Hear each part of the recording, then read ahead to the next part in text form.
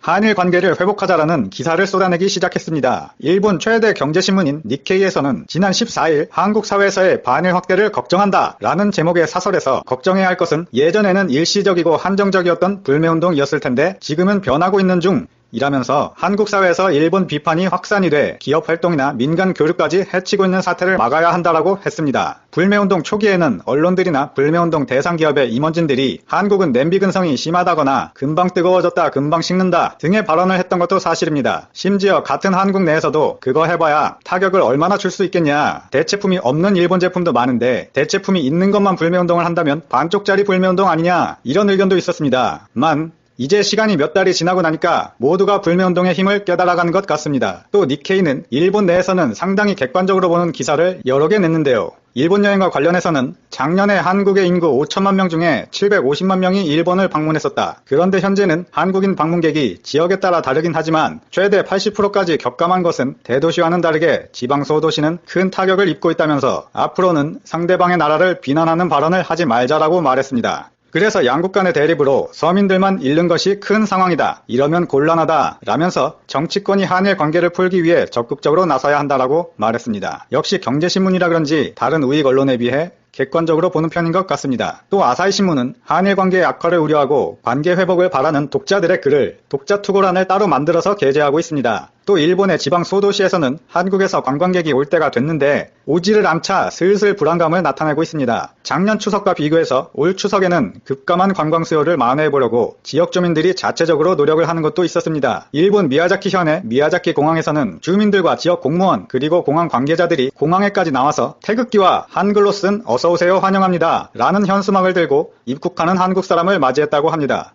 전에 이거 홋카이도에서도 이렇게 한다는 소식을 전해드렸었는데 미야자키라는 데서도 급하면 이렇게라도 해야지 어떡하겠습니까? 개인적으로는 다른 때도 아니고 민족 최대 명절인 추석에 국내 여행도 아니고 왜 굳이 거길 가는지는 저도 참 미스테리입니다. 하지만 결과적으로는 그러한 노력에도 방문객이 늘기는커녕 이스타항공에서는 미야자키행 비행기편을 추석 연휴까지만 운항하고 9월 16일부터는 운항을 중단한다고 합니다. 그리고 한 가지 반가운 소식은 위메프, 티머니 등의 국내 숙박시설 예약 자료에 따르면 국내 호텔과 리조트 예약률이 작년 추석 대비 크게 증가해 평균 증가율은 40%가 넘는다고 합니다. 아니 일본 가려던 사람이 국내로 일부 돌렸다고 해도 이렇게나 증가했으면 그동안 엄청 갔나 봅니다. 그 원인으로는 추석 연휴 4일이면 그렇게까지 길지는 않은 기간이고 해외로 나가기는 부담스럽다는 의견이 많았습니다. 해외로 나간다고 해도 가까운 대만이나 홍콩, 동남아 정도인데 저번 영상에서도 말씀드렸듯이 일본을 가려던 사람이 동남아로 돌려버리니까 호텔과 관광 매출이 작년 대비 급증을 했고 그러다 보니 베트남과 태국을 중심으로 그래 한국 사람들 일본 여행 계속 가지 말고 동남아로 오세요 라는 여론이 나오고 있습니다. 결론적으로 일본 제품 불매 그리고 일본 여행 보이콧 여파는 시작할 때는 잘 느끼지 못하는 사람도 있었지만 시간이 지날수록 확연하게 드러나고 있습니다. 이제 3개월 차인데 슬슬 일본의 경제도 흔들고 있는 것이지요. 때마침 일본에 의존했던 제품들이 뭐가 있었나 알 수 있는 계기도 되었고 이참에 국산으로 바꿀 수 있는 계기도 되었습니다. 일부 사람들이 한국의 불매운동을 냄비 근성에 비유하기도 했는데 이쯤 되면 그런 얘기가 슬슬 없어질 것으로 생각됩니다. 중요한 건 이걸 누가 강제로 시킨 것도 아니고 자발적으로 이 정도까지 해냈다는 것이지요.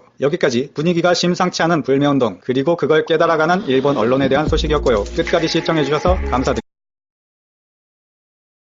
새롭게 들어온 인사들 대부분 평화헌법 개헌을 찬성하고 한국에 대해 강경한 정책을 이야기하는 사람들입니다. 즉 앞으로도 한일 양국의 관계는 쉽게 개선되지 않을 것이라고 많은 전문가들이 예상하고 있습니다. 그런데 아베의 새로운 내각이 시작부터 내부 분열의 조짐이 보이고 있습니다. 내각 발표 일주일도 채 되지 않은 시점에서 아베에게 가장 치명적인 방사능 문제를 가지고 반기를 든 사람이 나타난 것인데요. 바로 고이즈미 전 총리의 아들 고이즈미 신지로 환경상입니다. 어떤 내용인지 한번 알아보았습니다. 구독과 좋아요, 알림 설정 부탁드립니다.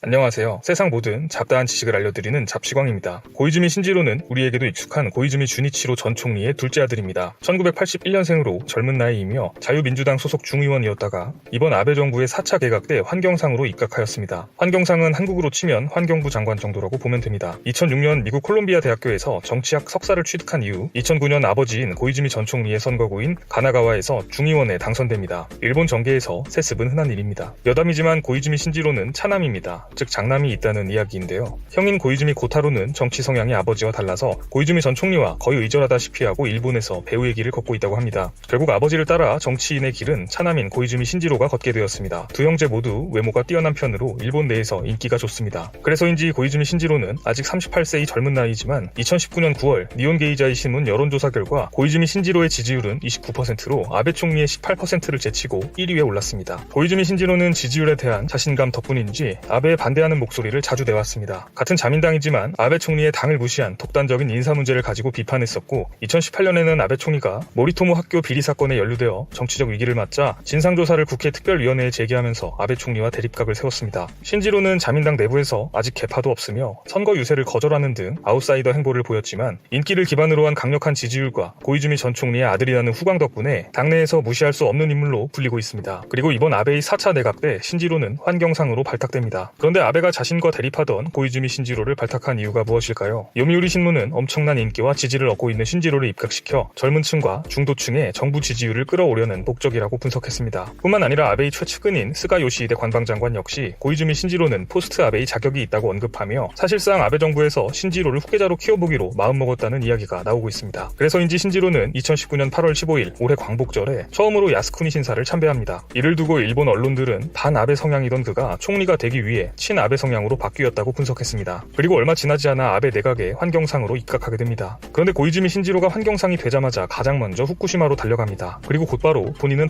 탈원전주의자이며 원전은 없애는 방향으로 연구하고 싶다. 원전 사고가 또 일어나면 일본은 끝장이라며 아베 정권의 원전 정책과 정반대되는 강경 발언을 하기 시작합니다. 아베 정부는 탈원전을 진행하다가 최근 다시 원전을 늘리는 정책으로 방향을 바꾸었습니다. 뿐만 아니라 후쿠시마에서 방사능 오염수 해양 방류에 관해서도 아베 정부와 정반대 의견을 내놓았습니다. 전임 환경상인 하라다 요시아키는 후쿠시마 원전 오염수를 해양으로 방출하는 것 외에는 방법이 없다고 말하며 사실상 오염수 해상 방출을 기정사실화하였습니다. 그런데 고이즈미 신지로는 취임하자마자 후쿠시마에 내려가서 지역 어업 협동조합 관계자들을 만나 오염수 해양 방류는 국가 정책이 아니며 전임 환경상의 발언에 대해 사과를 표했습니다. 아베 정부의 환경상으로 입각한 지 며칠 만에 아베 정부가 진행하고 있는 원전 관련 정책에 정면으로 맞서기 시작한 것입니다. 고이즈미 신지로가 이런 태도를 보이는 이유는 두 가지로 분석됩니다. 첫째는 아버지인 고이즈미 전 총리의 영향이라는 분석입니다. 원전에 대한 신지로의 견해는 아버지인 고이즈미 전 총리와 결을 같이 합니다. 고이즈미 전 총리는 재임 당시 원전 확대를 강하게 밀어붙였지만 2011년 후쿠시마 사고 이후 탈원전주의자로 변신하여 원전 재가동에 나선 아베 정권을 향해 미친 것 같다라고 말하며 강도 높은 비판을 하였습니다. 두 번째는 고이즈미 신지로가 본격적으로 자기 정치를 시작했다는 분석입니다. 3선 연임 중인 아베 총리의 임기는 2021년 9월까지입니다. 그리고 현재 자민당 당규상 총리는 3연임까지만 가능하기 때문에 아베가 네 번째 연임을 하려면 당규까지 바꿔야 하는 부담감을 안고 있습니다. 결국 신지로는 아베의 임기가 2년 정도 남은 시점에서 차기 총리 자리를 위해 현재 본인의 높은 지지율을 믿고 자기 정책을 적극적으로 내세우기 시작했다는 분석입니다. 어떤 이유에서든 아베에게는 악재입니다. 후쿠시마, 원전, 방사능 오염수 모두 아베에게는 치명적일 수 있는 사안입니다. 이 사안을 두고 본인의 정책에 정면으로 맞서는 인물이 등장한 것은 골치가 아플 수밖에 없습니다. 더구나 일본 내에서 인기가 가장 많은 정치인이니 말이죠. 아베의 새로운 내각은 출범한 지 며칠 만에 분열의 조짐을 보이고 있습니다. 스가와라 이슈 신임 경제산업상은 최근 기자회견에서 원전에 대한 불안감은 이해하지만 탈원전은 비현실적이라며 신지로의 발언을 반박하고 나섰습니다. 전문가들은 일본의 원자력 규제를 감독하는 부서는 환경성이지만 에너지 정책을 세우고 실행하는 것은 경제산업성이라며 향후 탈원전을 두고 일본 정부 내 부처 간 갈등이 벌어질 가능성이 높다고 전망했습니다. 포스트 아베로 불리는 고이즈미 신지로는 과연 순순히 아베의 후계자가 될 것인지 아니면 아베에게 반기를 들어 본인만의 세력과 정책을 구축하게 될 것인지 관심 있게 지켜봐야 할 것 같습니다. 오늘 준비한 소식은 여기까지입니다. 앞으로도 전 세계에서 벌어지는